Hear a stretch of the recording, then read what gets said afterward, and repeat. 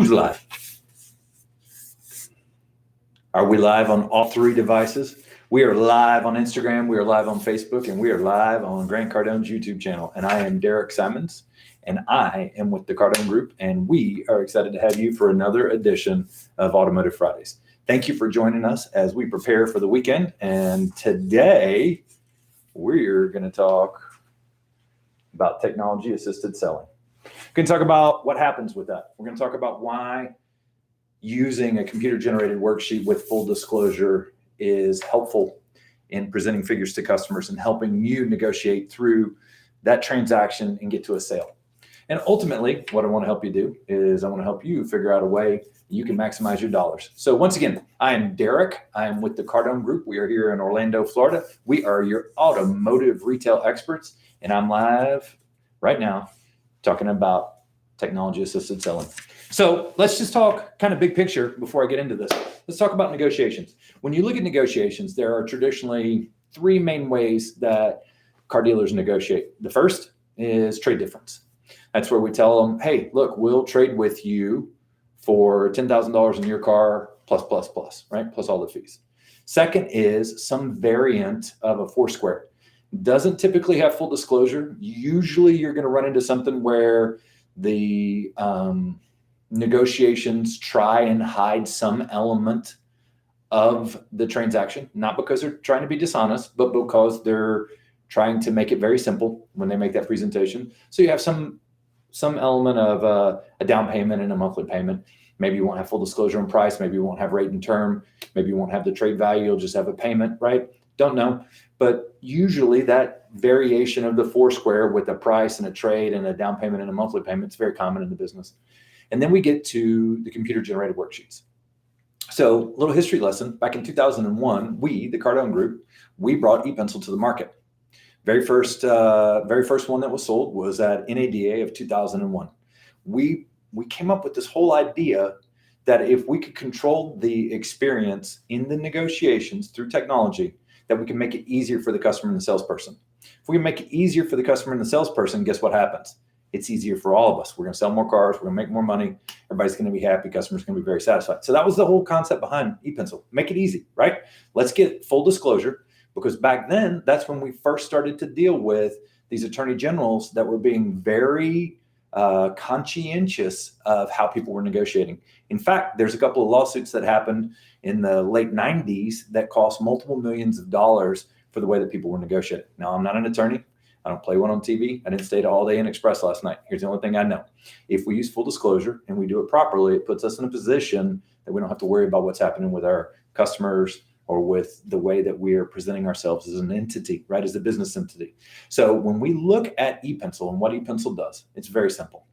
We want to use ePencil, that technology, that software solution, to present the customer options, right? We want to give them down payments. We want to give them monthly payments. We want to give them choices in regards to that. We want to show them the price and the taxes and the fees and the trade value, right? We want to give all that information along with the appropriate disclosure so that we can't get into any trouble. And we want to negotiate from a position of strength, not a position of weakness.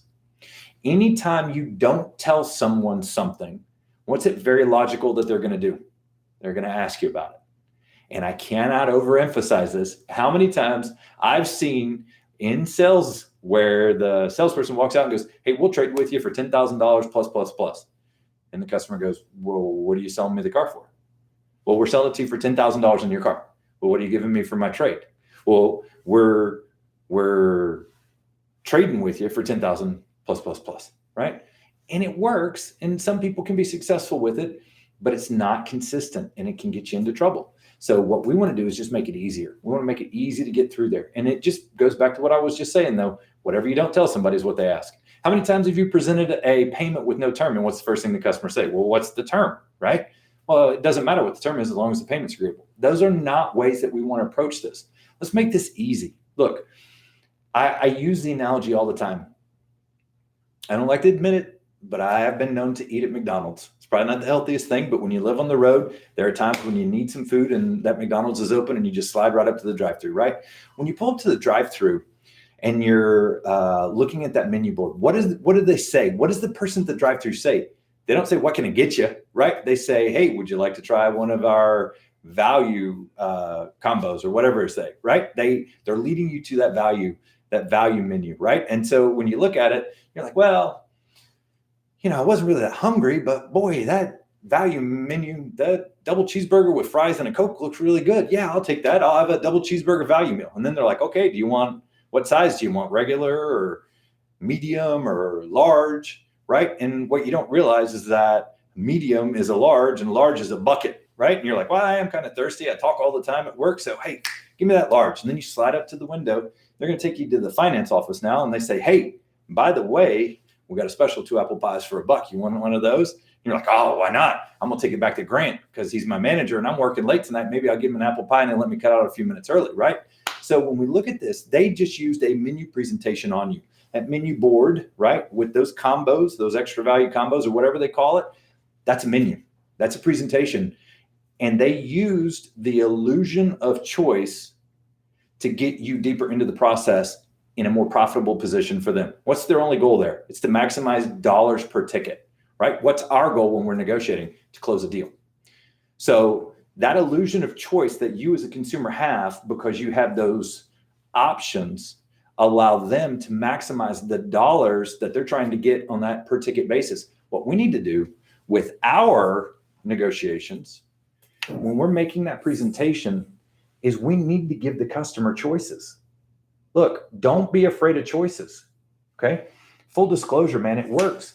We tell people all the time, full disclosure equals full sales and full gross profit because you're not putting yourself in a position where the customer has to ask you silly questions about stuff that you should be able to answer, right? Grant tells a story all the time where he's talking to a customer and he's got all these plaques behind him where he's the salesman of the month for 19 months in a row. And he wasn't, but he went ahead and bought the plaque anyway so that he wasn't missing one, right? But he's talking to the customer and he asks him a simple question, what's the rebate or what's the interest rate? I don't remember what it was specifically the guy said. And he's like, I don't know. It's not my job. I can't tell you. And the guy's like, are those your plaques? And he's like, yeah. He goes, you mean to tell me you're the salesman of the month for 19 months in a row and you don't know the answer to that question? Sounds like you're not the guy I need to be talking to. So think about that for a second. Why put ourselves in a position where we do anything to minimize our value with the customer in the negotiation experience? And we want to be powerful. We want to be positive. We want to present this worksheet or whatever worksheet you're using in a manner that's going to allow us to engage them in a negotiation without it becoming combat or without us losing face or without us being seen as unethical, right? So it's very simple. All the information that the customer wants is out on the internet. We know that. Everybody knows that. All we're trying to do right now is work out some math. Hopefully, you've done the right job with the vehicle selection. You've done the right job with your buyer profile. You've done the right job with your demo drive. You got a customer that's engaged and exciting and is ready to purchase, man. This is an emotional purchase for these people. Let's make it easy for them and give them some information so that they can say yes. So let's talk about the negotiations for a second. You ready? Here it is. There's only 7 things that can happen in a negotiation. I need both hands for this. I don't have 7 fingers in one hand. They can say, I'll take it, or I want to think about it. I want to think about it, any variant of that, right? I'll take it, or I want to think about it. There's only 5, count them, 1, 2, 3, 4, 5 possible money objections. Price is too high. It's not enough for my trade. Don't have that much money down. I can't afford the monthly payment or the interest rate's too high. That's it. That's all there is. There's nothing else. If you, as a professional, know the possible objections, what do we need to do? We need to practice overcoming them, right? We need to be prepared to handle those objections. So for the next 4 weeks, 5 weeks, I'm going to take us through, we're going to look at presenting a worksheet, right? That would be a computer-generated worksheet. This one's from me, Pencil. Yes, that's our product. And overcoming the possible objections that go with it. I visited this a couple of months back, went through them. We're going to revisit it now because I think it's important. Here's something else that I think is really important. If you as a salesperson know that every single time you enter into negotiations, that you're going to be able to come back to the customer and answer any of their questions by using a computer-generated worksheet with full disclosure, how much more confident are you in what you're going to be doing? You should be very confident because that puts you in a position that you're powerful and you're professional and that you're actually gaining respect instead of taking it away because this makes it easy. So now let's go through a couple things that we can do to set this up. And then we're going to look at the initial presentation of the figures using any electronically generated worksheet, but ideally e-pencil. Okay. So what do? Well, when we're out there walking around with the customer on the lot, we need to be setting up what's going to come next. Okay. You've heard me talk about it in the beginning.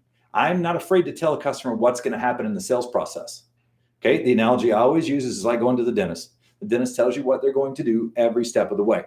When they're dealing with you and you're getting ready to engage them in negotiations so that you can sell a car, don't be afraid to tell them what you're going to do. Okay. Tell them, hey, I'm going to help you find a car that's right for you and your family. We're going to take it for a test drive. We're going to come back. We'll show you how easy it is to do business here. In fact, I'm going to get you all the information you need. I'll get you leases. I'll get you retail. I'll get you trade value. I'll get you all that information on the computer-generated worksheet so you can look at it and make a well-informed decision. There's nothing wrong with that, okay? We're building towards the negotiation experience. Remember, to get to 100% write-up, we got to do 100% power grading, 100% needs assessment, 100% selection demonstration, 100% trial close, which we call transitions, and then 100% write-up, okay? So now we've maximized our position out on the lot by saying a couple of key phrases. One of the things that I think works extraordinarily well is when we're walking around with the customer, it's just conversational. We're out there looking at the different cars, and I look at them and say, hey, you know what? One of the hardest things about buying a car or truck these days is finding the one that's right for you and your family. That's it. It's one of the hardest things about it. There's so many choices out there, so many things to choose from, right? So now, fast forward, right? We've done our transition statement. Let me show you how easy it is to do business with us. Follow me inside. By the way, we title in your name, your wife's name, both names. Fantastic. We can use that 103 Oak Haven Circle as far as your titling address. Okay, great. Great. By the way, what'd you like most about the car? What'd you like least about it? That wouldn't keep you from owning it today, would it? Nope. Okay, fantastic. I'll be right back. By the way, now this is something I think is critical. We have lots of relationships with different OEMs. And I'll tell you something that's really interesting to me is how few salespeople offer refreshments as a common courtesy to their customer, right? Whether it's a cup of coffee or a Coca-Cola or a bottle of water, right? How few salespeople are actually doing that. We believe that obviously in that demonstration, it'd be great to do service walk. It'd be great to show them the service drive. It'd be great to offer that customer a bottle of water when you sit down. Hey, by the way, can I get you a Coca-Cola, a cup of coffee? I'll go grab that before I get you the figures. Anything that you need, you guys good to go, right? Always offer something to the kids, please. Don't necessarily give them a Coca-Cola, right? But always offer something to the kids. Okay. I also recommend, and so do many other people, but you have something for kids when they are in your office, whether it's a coloring book or some Matchbox cars, whatever, just something simple and easy that the kids can play with so that they're not, just running around the office trying to take it apart. So out on the lot, I said, hey, one of the hardest parts about buying a car or truck these days, yep, that's right. It's finding one that you like. So many choices. It really is truly difficult. So now we're back inside. Okay. I sit them down. Look, it's going to take me probably 2-3 minutes. I got everything sent over to my boss. I'll be right back. I'm going to run up and grab those figures, right? I'm going to get those final figures on that vehicle that we just looked at. So there's another key thing, right? We talk about this a lot. The difference between an average salesperson and a great salesperson is attitude and education, right? So when we look at it, what can we do to be more successful? We can choose to change the way that we say things, right? We can be more positive how we say them. But when I say to the customer, I'm going up to get you the final figures on that vehicle that you selected, what am I implying, right? That they are the final figures, right? They're in negotiation. This is the numbers. That's what I'm implying. Doesn't mean we're not going to negotiate, but we need to be able to stand firm when we make that initial presentation of figures. We need to build it positively so that when we do it, it's a good thing, right? I am, again, I told a story a couple of weeks back about a salesperson that was getting internet leads and he was selling all of them. And they were like, well, how are you doing that? What's happening? Why are you selling so many? He's like, well, I just thought they were orders. I didn't know. He didn't realize that they were people that still might not have been saying yes. But so here is an opportunity for us to proceed forward just like that customer is going to say yes. Think about that. Just like they're going to say yes. Okay. So what do we need to do? We need to set it up again. So, hey, Coke, cup of coffee, bottle of water before I go get you those final figures on the vehicle we just drove. Nope. Okay. Good to go. I'll be back in just a couple of seconds. Boom. We slide out. We pick this up. We come back. Now, when I walk back in, I need to have anything I need for the negotiations with me at this moment in time. So what could that possibly be? Well, it might be a Kelley Blue Book on their trade-in. Might be a trade market value worksheet, right? definitely need the figures on the vehicle that they just drove. The reason why I say that is because anything that you don't have when you come back is going to be suspect if you have to go get it, right? That's not enough for my car. Well, hang on, let me go grab something. I'll be right back. They're not going to believe whatever you bring back at that point in time because they've already objected, okay? So you need to have with you all of the information you need so that you can do the negotiations. So you need your e-pencil, right? You need your multi-payment worksheets, what we call it. You need your Kelly Blue Book. You need your trade market value worksheet. You need those elements so that you can continue in the process and overcome any objections that possibly come up. Remember, there's only 5 possible money objections. Price is too high. It's not enough for my car. Don't have that much money down. Can't afford the monthly payment, or the interest rate's too high. Next 5 weeks, we're going to handle all those. Okay, we're going to tear them apart individually, and we're going to look at multiple ways that we can approach them. So now, hey, before I go, can I get you Coca-Cola, cup of coffee, bottle of water? You guys good? All right, good. I'm gonna get this. It'll probably take me just a couple minutes. I'll be right back. I got to go see Billy. Right. By the way, Billy is the EMI manager, that early management interaction. He's the guy that they met early. Okay. So I walk back up. I've already submitted all the information. Billy's got it. He gives me my pencil worksheet, and then I walk back with it. Now, confidence is an important part of what we do. Okay. When I walk back and I'm holding the worksheet, right? I'm holding that worksheet and I am excited when I'm coming back with it. Man, I'm excited. This is great. I don't walk in and say I got great news, because if they have shopped multiple places and they hear I've got great news and it didn't work out so well at the last time, and then you come in and say, hey, I got great news, they're going to think, what is this? I walk in and I simply say to them, hey, you did the hard part. You found that vehicle that's right for you and your family. Now all you need to do is decide how you want to pay for it. And I've brought you some options. And you turn around the worksheet and you lay it in front of the customers. It's that simple, right? So here I am. I'm walking back. I pause for a minute. I'm still standing. I say, hey, you guys did the hard part today. You found that vehicle that you like. Now all you need to do is decide how you want to pay for it. I brought you some options. And then I lay that worksheet down right in front of me. Okay. So what's that look like? Well, ideally, grab my handy dandy magic wand right here. Ideally, you're going to have a worksheet that's going to do a line by line over here of the price, the trade, the taxes, the fees, the rebates, the down payment. It's going to have full disclosure over here. You're also going to have your retail payments here. It's going to have your rate and your term for each one of the terms offered, and it's going to have the down payment. You have your lease here. It's going to have your length of the term, right? And it's going to have the lease in value or the residual, right? It's going to be disclosed, and it's going to have the mileages per year that are allowed. So that's pretty much the industry standard. That's what most people have emulated, right? That's our worksheet.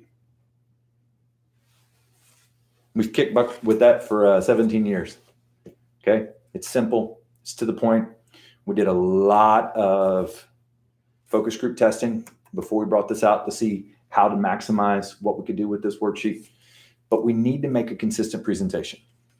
I say to salespeople all the time, you don't have to be a zombie. I'm not looking for a robot. I don't want you to say it exactly the same way I do. You have to build your own thing. But what I do believe is that when you're making a presentation of figures, that's where you need to be the most consistent. This is where it's so easy to screw this up. Let's just make one presentation, let's get really good at it so that we can overcome those other presentations. So let's just take a look at how we're going to do that. I walk back over. Remember, I've got that worksheet in my hand. Hey, you guys did the hard part. You found that vehicle that you like. Now you need to do is decide how you want to pay for it. And I brought you some options. Now, one of the things that we have to be good at as a salesperson is working upside down. Okay, right? Because we're working upside down. It's in front of them. Now we're working upside down. So it's very simple. The presentation of figures, super simple. What do? Hey, based on the vehicle that you selected, the current market value of your vehicle, we prepared 9 payments at an average APR and 9 leases, allowing 12,000 miles a year. Watch my pen. All I need you to do is circle the payment that works best for you and your family. Sign here at the bottom. I'll get your car cleaned and ready for immediate delivery. Now, the reason why I say that this is the only part of the process that I want you to say exactly like I just did is because it literally is one statement that's going to put you in a position that you can either get a yes or you can get an objection that you can overcome. It's just that simple, man. Let's go from the top one more time. I'll walk back in. Hey, folks, you did the hard part. Found that vehicle that you like. Now all you need to do, decide how you want to pay for it. Brought you some options. You lay the worksheet down in front of them. You're looking upside down over the top of it. And you simply say, hey, based on the vehicle you selected, the current market value of your vehicle, we've prepared 9 payments at an average APR and 9 leases allowing 12,000 miles a year. All I need you to do is circle the payment that works best for you and your family. Sign here down at the bottom, and I'll get your car cleaned and ready for immediate delivery. Then I'll lay the pen down, and I'll let them engage, right? There isn't anything on here that you can't logically justify. There isn't anything on here that you should be afraid of, right? It doesn't matter what the customer objects to. You, as a professional salesperson, what do you need to do? You need to be prepared to overcome it, right? Is the price too high? Is it not enough for the trade? They don't have that much money down. They can't afford the monthly payment. The interest rate's too high. Yeah, guess what? It's very likely that's what they're going to say. Heck, they might even say all of it at the same time. You're out of your mind, Simons. That's crazy. Yeah, I am out of my mind. It's got nothing to do with the figures, though. Okay? So when we're making this presentation, you, as a professional, need to be prepared. You need to make that consistent presentation of figures. I cannot overemphasize, if you have consistency in the way that you deliver those figures, you're going to have consistency in the way that you're able to present progress to the next part of the process. Progress to the next step in the process. So, hey, one more time from the top. I'll walk back in. Mr. Customer, you did the hard part today. You found that vehicle that you like. Now, all you need to do is decide how you want to pay for it. I brought you some options.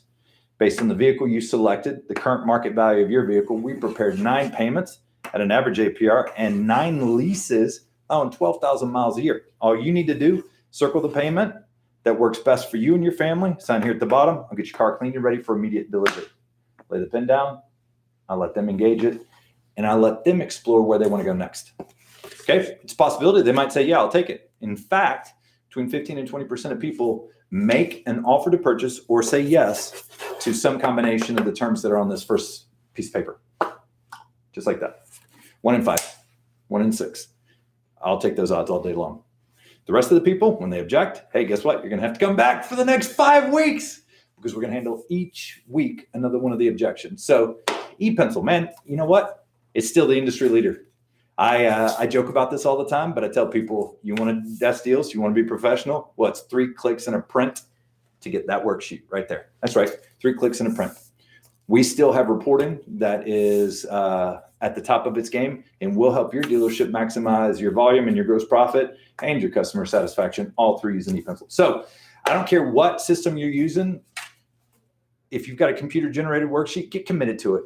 Find the language, make sure you're doing it right, and let's get out there and let's be consistent. Let's be confident, and let's make sure that we're making our presentations from a position of power, right? A position of integrity, position of full disclosure, so you don't lose face when you can't explain something that's on the worksheet.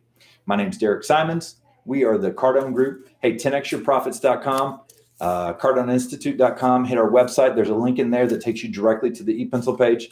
I answer any of your questions. Shoot me a message, whatever you want. We're here for you. We're on Facebook. We're on Instagram. We got you. We're going to be handling this for the next couple of weeks. So let's get focused. Let's be professional. Let's be prepared for the customer's objections before they happen, so that when we do present the worksheet, we can overcome them and we can get a deal. Thank you for watching. It's Automotive Fridays. Derek Simons, the Cardone Group. See you next week.